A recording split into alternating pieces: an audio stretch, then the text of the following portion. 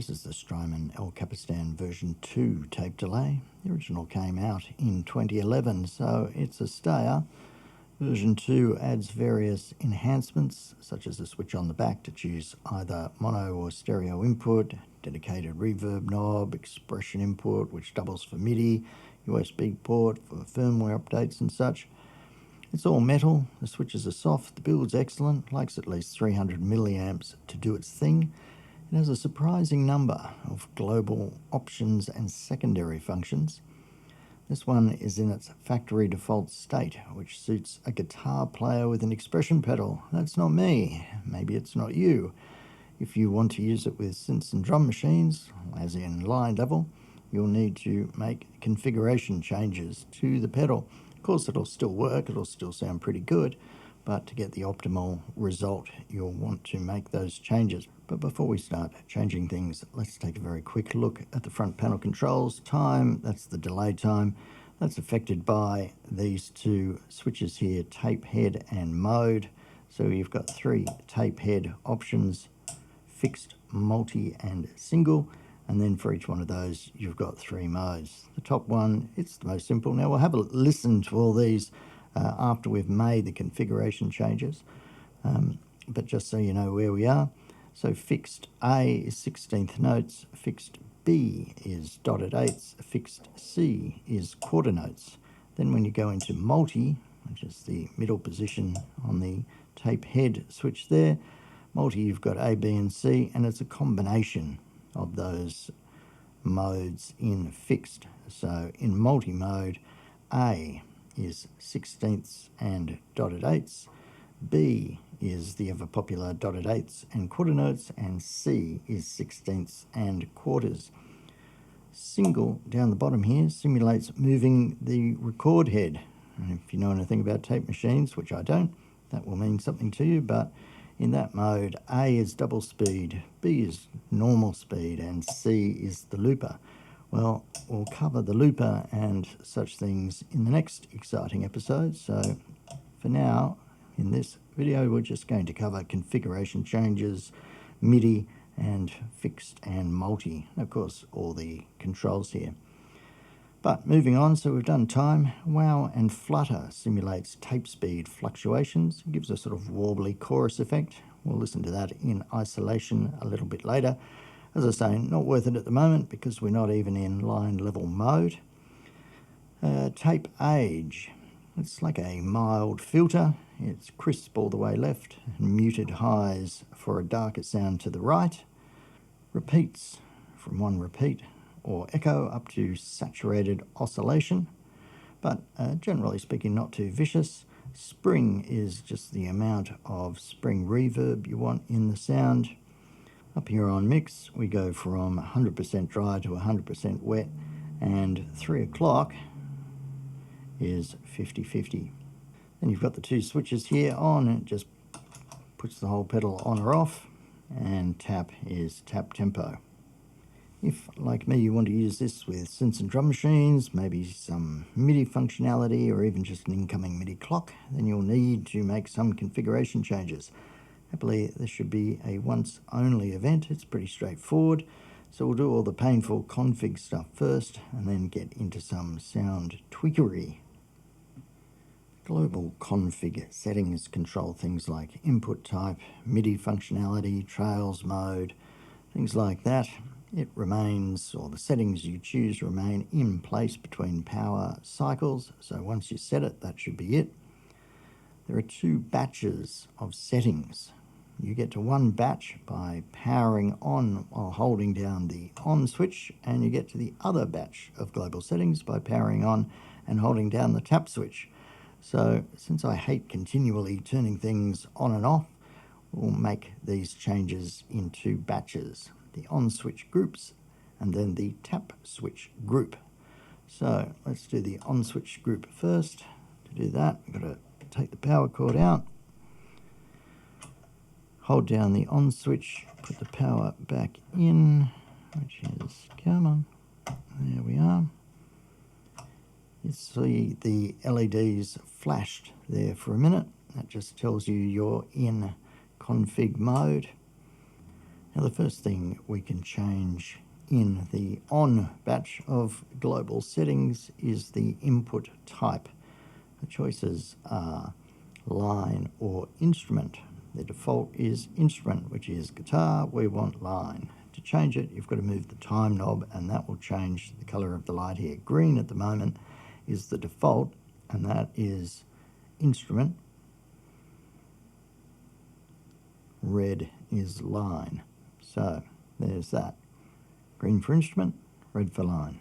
The next thing we can change is the what Strymon calls spillover mode, sometimes called trails mode. And so the sound of the echoes will decay naturally even if you switch the pedal off. The default is off, so let's turn it on, and to do that we change the tape age switch here. Amber means it's off and purple is on, so we'll go to the tape age. So there's amber, now it's purple, so that means trails mode is on. Now just to be sure, we'll go back to the time setting here and make sure that we are still red for line level rather than instrument. Instrument, line. No trails, trails. Now bypass is one of the other ones that we can change. True bypass is green, buffered bypass is red. The default is true bypass, and so unless you're running really long cables, then you probably want to leave it on the default. It lives under the mix knob. So there it is, green or red. True bypass green, buffered bypass red. We'll leave it on true bypass. So there's the three things that we can do with the on batch of global settings. So we've finished all that. Now we'll press the on button just once again to exit this mode. Flash, flash, and we're back into normal operation.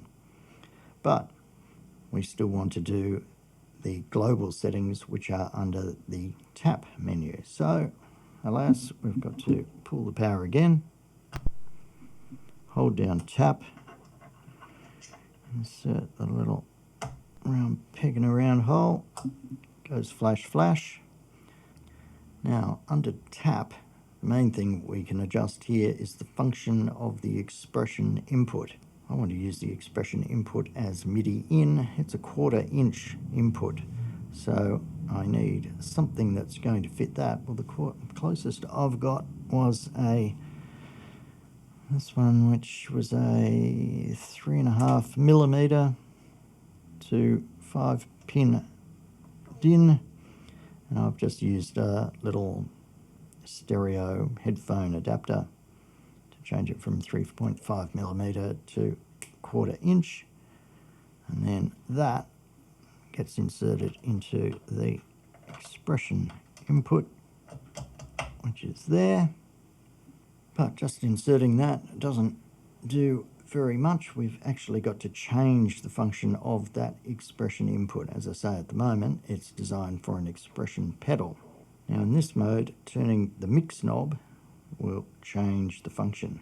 And there's 4 choices here: green, amber, red and blue. So let's have a look. Green, which is the default, that's for a standard expression pedal. Amber, that is for preset selection if you have a Strymon mini switch. Red is for external tap if you have a Strymon mini switch. And blue, there we are, is for preset selection with a Strymon multi-switch, or more importantly to us here, it also is the MIDI mode. So starts off green, which is the expression pedal, a couple of miscellaneous modes, then goes blue, which means you've activated the expression input as a MIDI input. Now while we're here, what we can also do in this mode is set the MIDI channel. Now this is easy if you want channels 1, 2 or 3, a bit more involved for anything else. Now by default it's set to channel 1, so if you're happy with that, no further action required. Let's assume you're the demanding type and you want something different. We turn the time knob to access the MIDI channel here.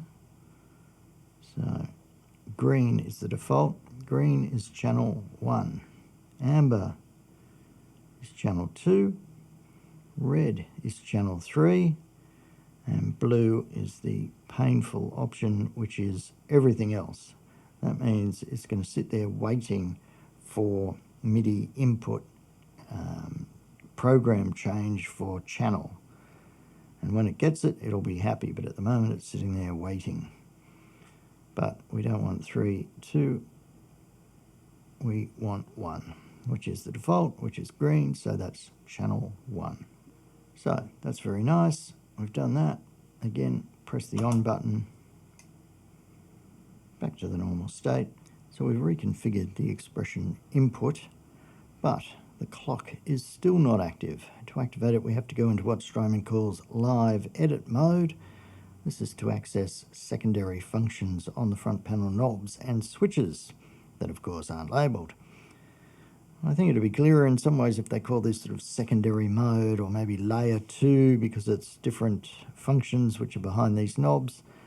But never mind, they call it live edit. Luckily, it's pretty simple to get in and out. You just hold down the on switch. You see it flash. Now it's green. Now it's the mode switch here, which activates the MIDI clock. The middle position, which is green, is, I suppose you'd say, neutral. If you flick it up to A, flashes blue, and that's the clock on. Or if you take it down to C, it goes red, and that's the clock off. So, clock on, blue, clock off, red. We'll take it up to A, that's blue, the clock's on, press the on switch. Now we can be pretty confident it is working because now we've got this blue and pink flashing tap switch, so that's indicating it's receiving MIDI clock. And when we turn the on switch on, that light is now pink as well. So we should be clocked, we should be on line level, we should have trails. Let's test some of these things. Here's a very simple pattern.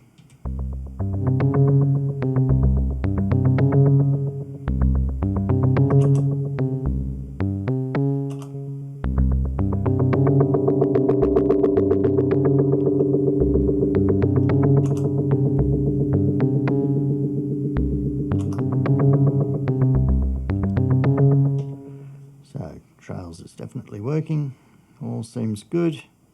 Now with the unit receiving MIDI clock, sure, we now have beautiful perfect sync, but it certainly changes the way that the time knob and these switches operate in regards to clock speed. The time knob now in fixed mode does nothing at all. So play that. So absolutely nothing. The only changes you get in fixed mode now come from changing the mode. And as you'll recall, A was 16th notes, B was dotted eighths, and C was quarter notes. So 16ths, dotted eighths,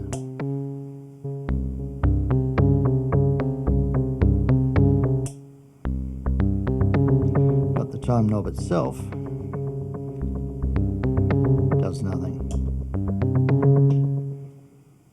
Now in the second mode, which is multi, the time knob now supposedly gives 2, 3, or 4 multiples of the time to the left and 2, 3, or 4 divisions of the time on the right. Good in theory.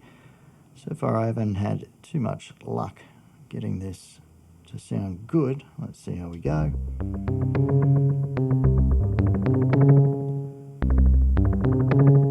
Speeds up all right.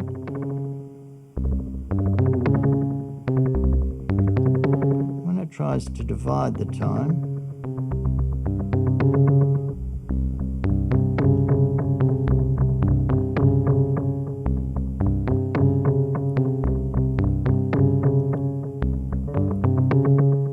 Let's go into mode B.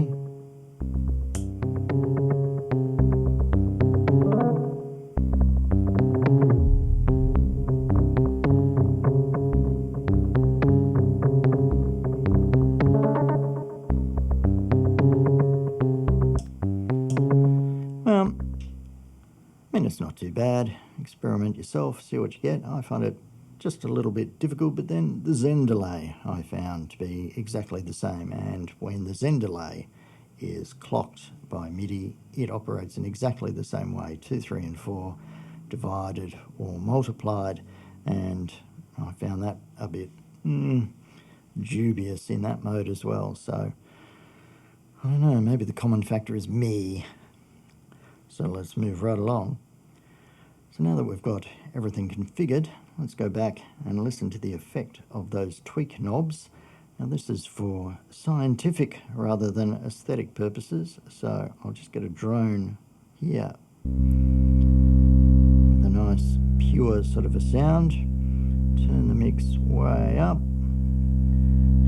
and let's have a listen to what Wow and Flutter does.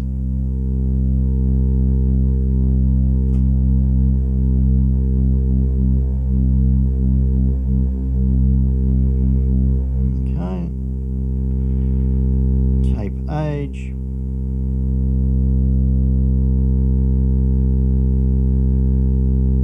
Being quite subtle.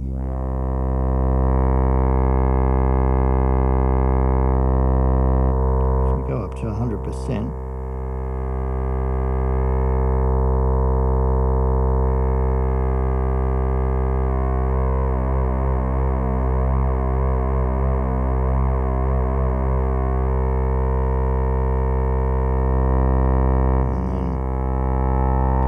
reverb, which is not going to sound very good until it's doing something a bit more interesting.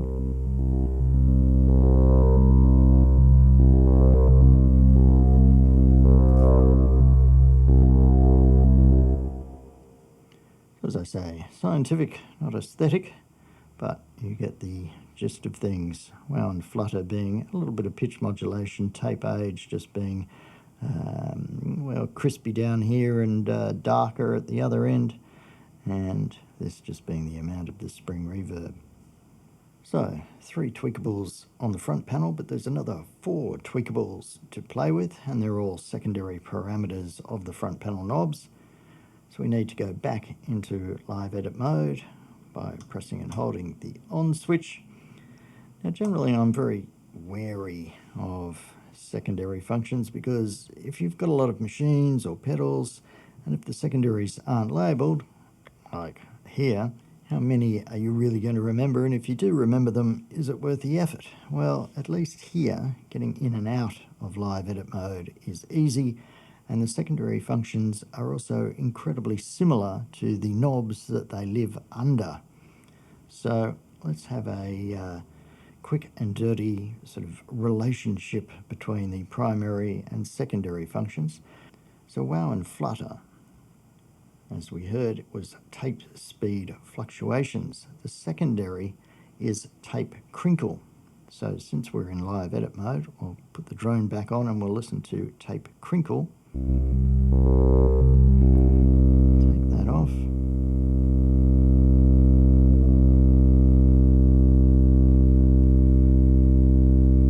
It's very, it's 100% wet. I might take that up. It's a bit easier to hear.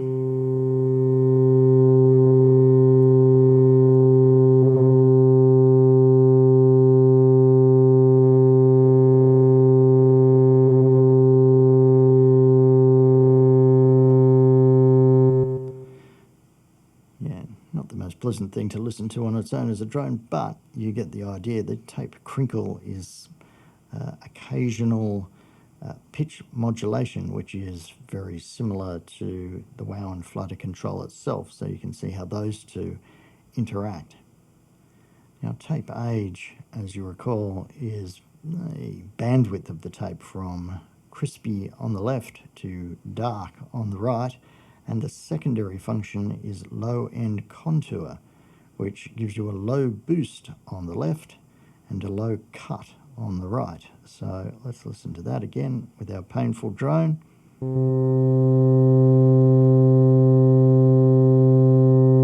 So there's the low boost. And then you can see the low cut on the right. It's pretty subtle.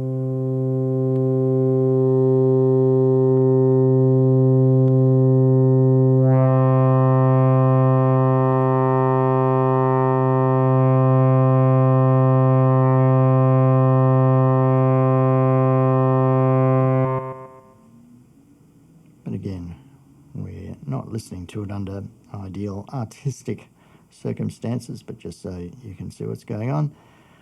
The third one. Now, you recall repeats is obviously just feedback, or the number of echoes you got. So the secondary control under here is called tape bias.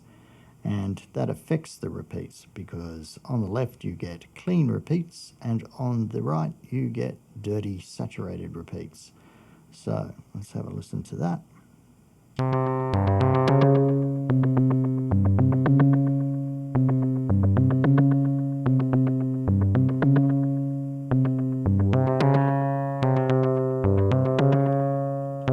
Well, we've got that all the way up. Let's get out of that mode.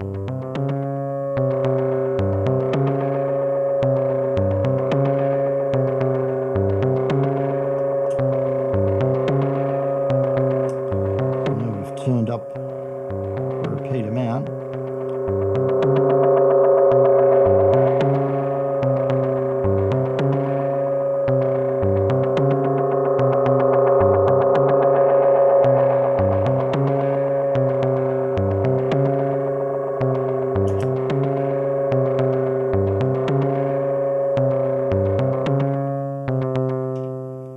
So, very significant effect on the tape bias.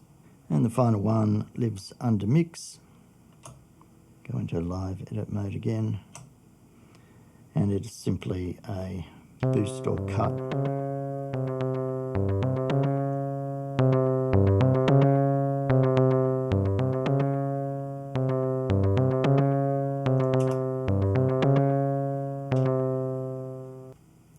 So Strymon says the default position for all these 4 secondary functions is 12 o'clock. So if you never go into that mode, if you never touch it, that's where the position will be by default. And the way these secondary effects work is that whatever they are set on is what the pedal will always use. So if you come in a little session, you're tweaking up some sounds, you go, I'll have a little bit of tape crinkle and boost the low end, or I'll have that dirty saturated echo with a little bit of boost. You go, yep, that sounds good. And then you go back into normal function, adjusting wow and flutter and all these different things. Those secondary functions now will be applied every time to everything you do. That's the pedal's background layer 2 sound profile which you have set, which is a lovely thing if you want to create your own particular little customized sound. But it's useful to remember that that is what you have got, and if you don't go in there and adjust them, you might be wondering, hey, wow, and Flutter seems to be doing a hell of a lot and I can't seem to get rid of it. Well, chances are you've got some crinkle on behind it. But I think unlike many other pedals, the secondary functions here, there's not too many of them. They're directly related to the primary label of the knob, so it doesn't take too much brain power to remember. And once you find something that you like, well, you could quite possibly just leave it there. And one thing we haven't touched on at all so far is the looper, the sound-on-sound looper. That lives in single tape head mode and in mode C over here. But that is a big subject within itself. There's also MIDI fandanglings which you can combine with that for even more interesting stuff. So that will be in episode 2. So, not many pretty sounds in this video, but hopefully if you need to configure your pedal, you've successfully now done so. And if you've watched all this way waiting for some nice little sounds, well, I have to throw in a few. So until next time, and part 2, see ya.